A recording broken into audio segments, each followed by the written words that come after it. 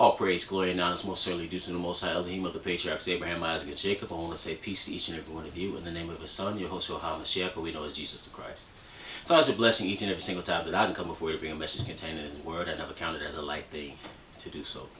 In today's message, I want to deal with a topic that is very controversial, and it really speaks to the lack of care for children, and that is this idea that it is okay to terminate your children. Now, people would look at it's interesting. They would look at the abortion rate and say that is a modern phenomenon. That is nothing new. But what it speaks to is that this desire that is satanic to eliminate children. I remember being in a meeting, and it was interesting. It came up that some reason, I can't recall what was exactly being spoken of or what point was being made, but the idea of sacrifice amongst human beings in ancient Mesoamerican cultures. And the people in the meeting were talking about how barbaric it was, and how they were in awe of how you could have certain ideas at a particular time. For example, the idea of human sacrifice. And I scoffed at that, because the reality is that nothing has changed. This is something that when you can go to the Americas, throughout the Americas, and the ancient indigenous peoples that were here, whether you're talking about the various tribes or millions of people here prior to Europeans, whether you're talking about in Asia, whether you're talking about throughout Africa, even in Europe, what you find is this idea to kill, to sacrifice.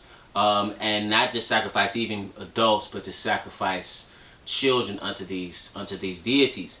Again, with all these files that are coming out, you're starting to see this is a common thing. This is not something that is just ancient, but this is a common thing, even in the honor of false deities openly amongst the elites. But also what you're seeing is this notion of terminating children. You have seen it for decades now, to where amongst the common man and woman, because both are responsible, that it is normal and even preferred to eliminate children.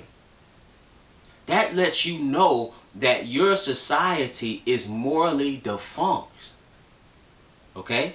And we as a people, when I say we, I'm talking about Israel. I'm not talking about the so-called Israelis. I'm talking about the children of Israel, who are black people that have been scattered into slavery all over the world. We have taken a hold of this wholesale.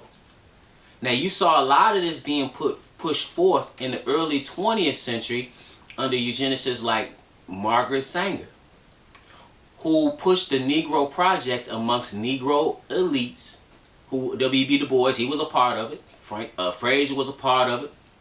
Powell was a part of it. You can go on and on in various sectors, whether you're talking about religion, whether you're talking about academia, whether you're talking about politics, of blacks who were, or your social leaders who took hold of this and promoted birth control amongst black people. But birth control wasn't about even family planning. It was about extermination. They were eugenicists.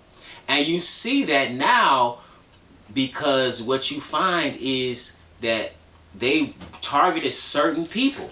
Even certain whites they targeted, but certain blacks, who Margaret Sanger she referred to certain individuals as human weeds. Okay?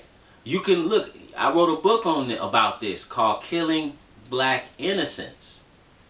Because what has happened is, since we have been here, they have tried to control our birth rate. When they had us in slavery, they bred us like cattle to have more children. When we came out of slavery, they tried to control our birth rate so that we would not continue to reproduce. And it's gotten to the point now where we have eliminated through abortion what would equate to roughly 50% of our current population. In some kind of way, our so-called leaders, whether you're talking about Kamala Harris, whether you're talking about many of the so-called Barack Obama, the Kenyan European leader of America, whether you're talking about Jesse Jackson or Al Sharpton, all these other religious leaders, so-called religious leaders who are shepherds of Satan, they are pushing and have pushed for years abortion. Because, and you see that because that's a Democratic, on a Democratic plank, if you will. So now, many of our people who have been duped into voting only Democrat. I'm not saying you need to vote Republican. I don't believe our hope in voting is our hope is not in voting at all. That's not what our hope is. Should be in the Lord. We need to turn back to the Most High. That's what we need to do. But I'm making a point is because the leaders, they are prostitutes.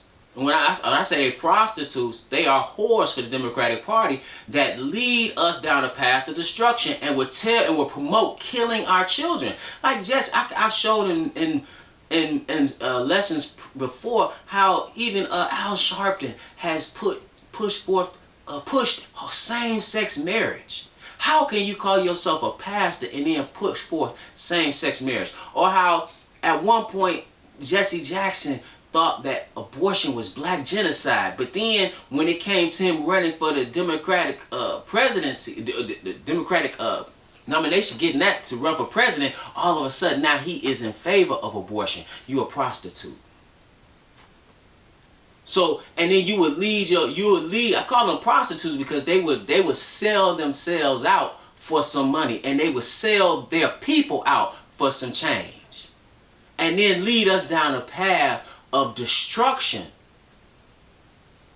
That's not, and when I say down a path of destruction, that is not hyperbolic. That is literally when you would listen. We are roughly 40 million in this country, a little over 40 million, and then when you would abort what would equate to 20 million of your own babies, your own children. That's destruction. Well, the question is, who told you that? Where are the preachers? We got so many preachers that are fleecing the flock. We got so many preachers that are taking money from people. They'll take your money, but they won't tell you what you should be doing. What's more? I want to read this here. Now, this is from CDC data. It says now this is a couple years old now, a few years old now. It says Black Americans from 2022. Black Americans made up 11.7% of people living in the United States, but accounted for 39.5% of abortions. I'm going to read that again. Black Americans made up, this is from 2022, so it's not like abortions have stopped. Now it's so convenient, you just take a pill in the comfort of your home. Black Americans made up 11.7% of people living in the United States, but accounted for 39.5% of abortions. So almost 40% of abortions. You are at a certain point, you have to stop being evil and stupid at the same time. You don't think somebody is pushing this to you and telling you this is health care? That's what they tell our black women. This is health care for you. You have to have this. And then you would get up, all these black female politicians will get up and say, this is what we need. Why are we listening to these people? Wicked. Notice what it says here. An estimated 664 black babies are killed by abortion every day. I'm going to read that again. An estimated 664 black babies are killed by abortion every day.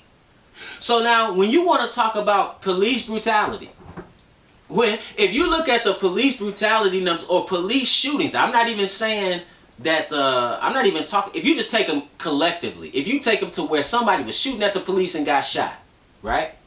To the point where the police have engaged in something that was against their own policies, right? And ended up shooting somebody. If you took all of those throughout the year, you don't get 664. See, well, if you want to take homicide rates, right? Well, you go to Chicago and our young men, because you got to look at the fathers at a certain point, where they at.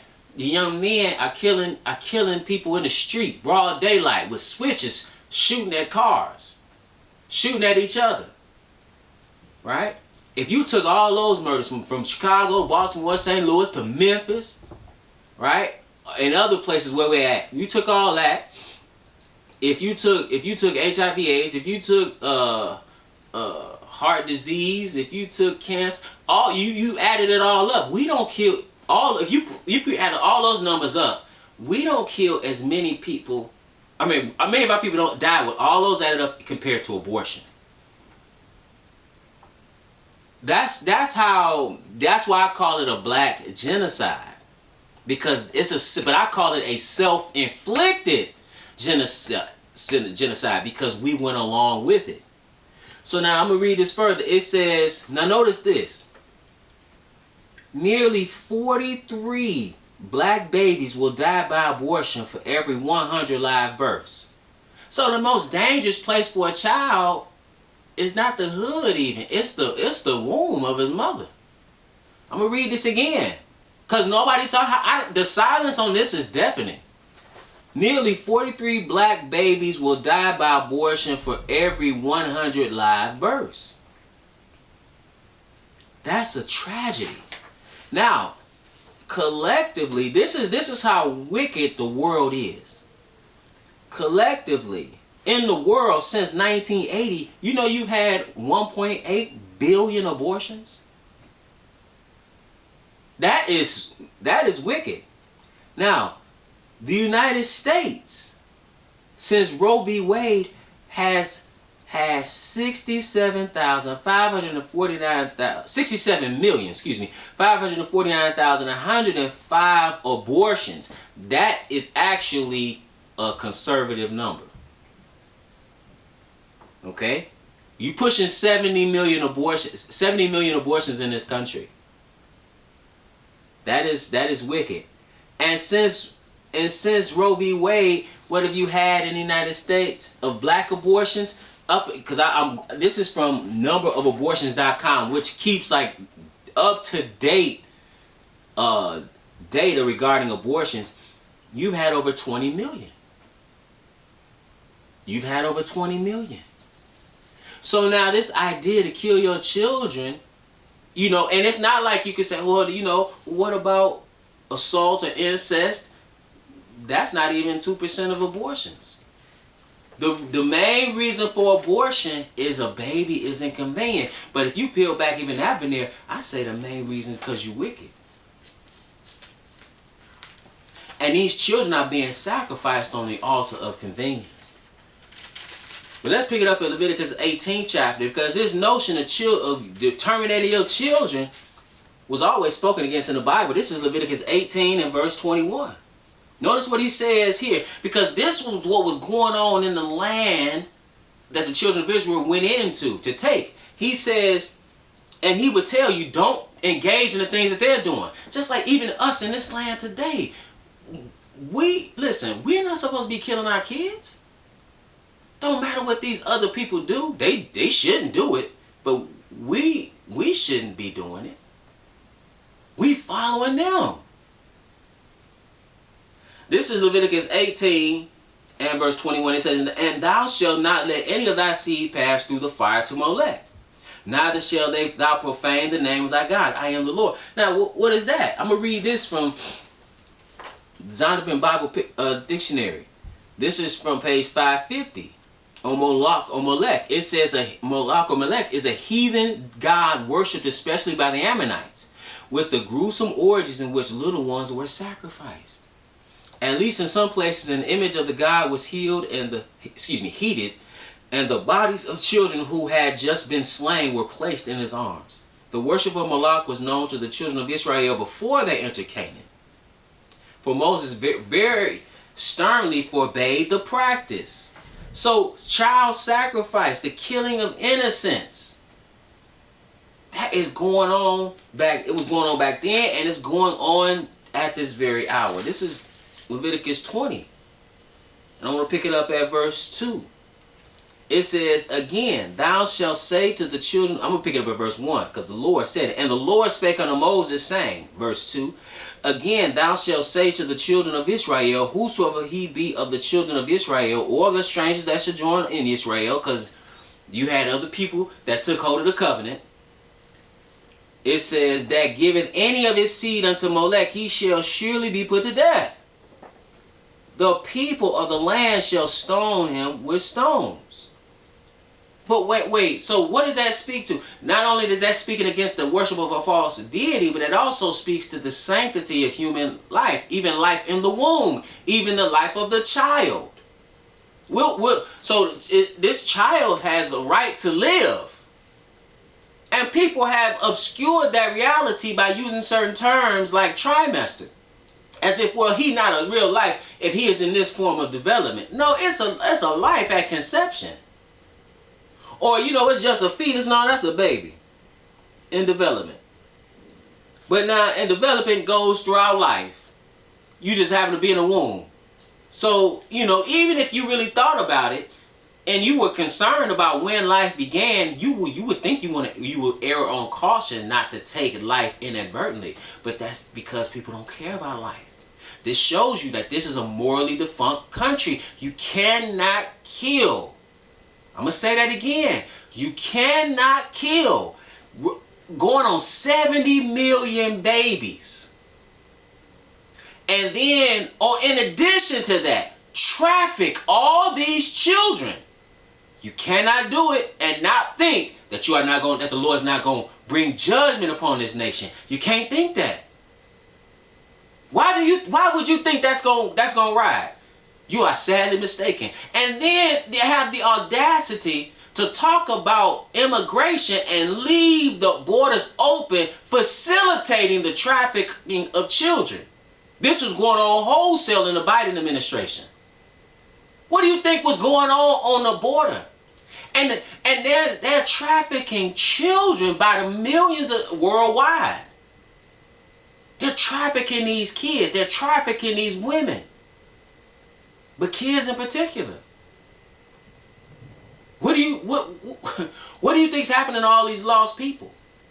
This is the new slavery. The old slavery didn't really die. You don't believe that? Go to Libya. You don't believe that? Go to Arab countries. But you certainly have this trafficking of children wholesale. Why do you think that's not going to bring forth judgment? He said, and I will set my face against that man and will cut him off from among his people, because he hath given his seed unto Molech, to defile my sanctuary and to profane my holy name. And if the people of the land do any ways hide their eyes from the man, when he giveth of his seed unto Molech, and kill him not, then I will set my face against that man and against his family, and will cut him off, and all that go a whoring after him to commit whoredom with Molech from among their people. So you want to turn a blind, you think you're going to be safe by turning a blind eye to what's going on?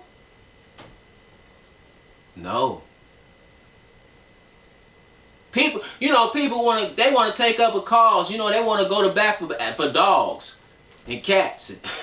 They want to go to, they want to talk about all these other things. What's more tragic than you killing your kids upwards of 70 million in this country? That is the biggest problem right now, and it's silence. And furthermore, what moral state and mental health state do you put the women of your society in when you tell them that it's their right to kill their progeny? You destroying your women. You're destroying them mentally. You're destroying them spiritually. You're destroying them physically. That's what you're doing. That's what you're doing. Let's go to 2 Kings, and this is what Israel was doing wholesale. 2 Kings, the 17th chapter.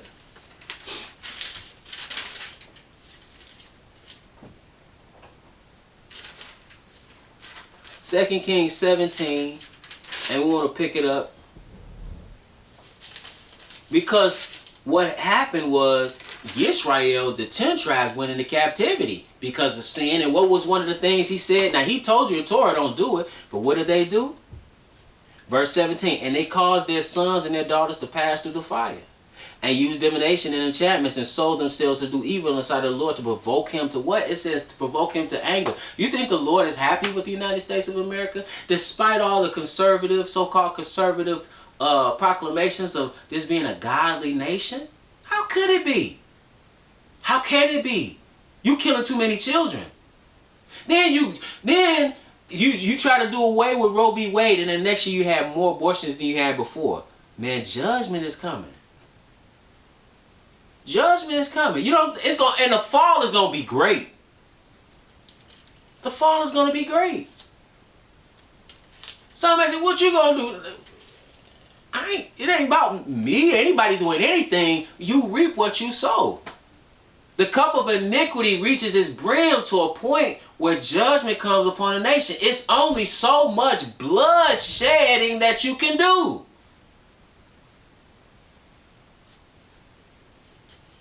It's only so much that you can do. So then what did the Lord do to Israel? Because of one of the things they were doing in their false words, they were killing all their children. It said, therefore, many of their children. Therefore the Lord was very angry with Israel and removed them out of his sight. There was none left but the tribe of Judah only. They went into captivity. They went into slavery. See, and so now they were conquered and went into slavery. That's what happened. Even Solomon, you see later, that's why the kingdom was split. The kingdom was split. He had 700 wives, 300 concubines. He had all these wives, right? From other nations, in which the Lord told you don't marry because they'll turn your heart from serving me. He clave unto them in love. He started building all these edifices to these false gods, and one of them is even, you read it, let's read it in Second Kings, the 11th chapter.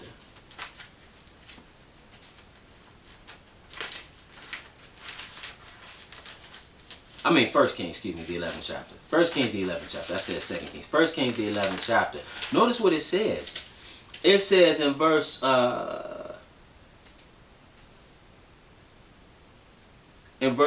6, and Solomon did evil in the sight of the Lord. Because he married, it tells you in verse 3, and he had 700 wives, princesses, and 300 concubines, and his wives turned away his heart. For it came to pass when Solomon was old that his wives turned away his heart after other gods, and his heart was not perfect with the Lord his God, as was the heart of David his father. So Solomon went after Ashtoreth, the goddess of the Zidonians, and after Milcom, the abomination of the Ammonites. And Solomon did evil in the sight of the Lord, and went not fully after the Lord, as did David his father. Notice what it says here in verse 7. Then did Solomon build a high place for Chemosh, the abomination of Moab, in the hill that is before Jerusalem, and for Molech, the abomination of the children of Ammon. We read about that in Zondervan. But what were they doing? They were sacrificing children unto this deity. And he's going after these deities. And then what happened to the kingdom? It says in verse 9, and the Lord was angry with Solomon because his heart was turned away from the Lord God of Israel, which had appeared unto him twice. Right?